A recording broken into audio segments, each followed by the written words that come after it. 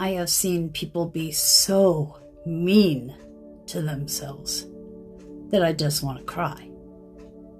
And maybe they don't even recognize that that means just how they've been trained to speak to themselves and to regard themselves.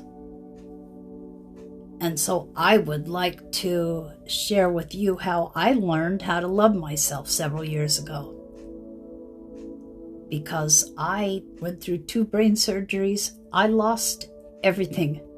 And I didn't see that I had any value if I couldn't be in the workplace and earn money. I was this close to checking out. And then I found spirituality and realized just how dysfunctional I was moving through life. And the first thing to tackle was to learn to love myself, and that's the hardest thing I've ever done in my life. Truly. And I've done a lot of hard things. So I'm going to share it with you. Maybe you do love yourself, but maybe you have someone you love that doesn't. And you might say, oh, I love myself. What's the big deal? Oh, yeah? Are you mean to yourself? Do you say things to yourself that you wouldn't say to your 5-year-old grandchild? If you had your 5-year-old you sitting across from you, would you talk to that child the way you talk to yourself? If you talk to yourself in a mean way, if you call yourself names, if you criticize yourself all the time, and if you rarely say, hey, good job, way to go, you probably just were never taught not just to love yourself, even like yourself, especially not value yourself. And you might think that if you say one nice thing about yourself, ooh, that's arrogance, couldn't possibly do that. I just want to remind you, none of us came out of the chute hating ourselves. None of us came out of the chute thinking that we were anything less than amazing. Have you ever seen a kid so happy? Look at me, aren't I cute? Look at me, look at the special thing I just did. They don't feel shame until an adult puts it on them, and you didn't feel shame until an adult put it on you either. And I'm not saying, oh, point the finger and blame whoever it was and don't take accountability, because now you're an adult. You bought it when you were a kid because that's what kids do. They believe the adults. They believe that how they're treated must be love because that's what parents do, right? But now you're an adult. You just have to recognize, hey, there's an issue here and you need to take some accountability. You were little. You shouldn't hate yourself for any reason. You were taught that. I mean, and if I sniff the air, I smell a lot of narcissists in the background. And I'm very familiar with that. So you can think I'm just blowing it out my ass, and that's fine. Although, I do things in a very odd way. I'm not a by the boring book person. You are not going to appreciate your value until you do this work. And it is work. And now I'm going to get down to what I did.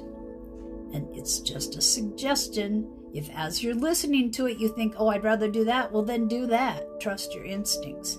But it is basically eliminating a bad habit, which is being mean to yourself, and establishing a healthy habit, which is loving yourself. When I did it, they would say it takes 21 days to establish a good habit or to wipe out a bad habit. Now, I have read that they consider it more to be 60 days. You're grown adults, you can decide. But don't stop too early, please. Don't stop until you recognize, my God, I've grown. I like myself. Damn, I might even love myself. I have value. Don't stop until that, please. So again, I warned you, I do things in a really odd way sometimes, but this worked for me. So here we go. Go to the dollar store or go through the garage if you have kids or grandkids and get one of those little cheap plastic buckets. If you don't like the bucket I did, get a cardboard box. but I want you to do something to put your energy into it. So decorate it, color on it, glue cool shit on it, however you want to put your energy into it, but do something to make it your bucket or box of love. And then I want you to imagine that it's full of, you know how when you're walking along a creek and sometimes there's a little separate puddle and it's like this really putrid, gross smelling, yucky looking water. You know, the water isn't moving, it's made the rocks all slimy. Imagine that. And then I want you to use your intention to empty that yucky stuff out. And then every day you're going to take a sticky or a little index card, whatever floats your boat, and you're going to write on it, I love and fully accept myself. And you're going to say for at least a couple weeks, yeah, bullshit. I don't love myself, and that's okay. Say it. Don't believe that you love yourself, but keep up the practice. At least once a day, write, I love and fully accept myself, even if you think it's baloney. If you think you're lying to yourself, okay, lie to yourself. And then if you catch yourself being an asshole to yourself, do it again. Maybe you do 5 a day. Maybe you do 10. I would say don't make the sheets of paper too big because you're going to fill that bucket up. And after maybe 2 weeks, maybe it takes 3 weeks, you're going to start to realize, hey, maybe it's not a lie. Maybe I like myself. And you're going to start catching yourself more easily when you're being a turd to yourself. And when you catch yourself saying something mean, whether it's out loud or in your head, doesn't matter. Go write another note. That's your punishment for being mean. I love and fully accept myself. More and more, you're going to catch yourself.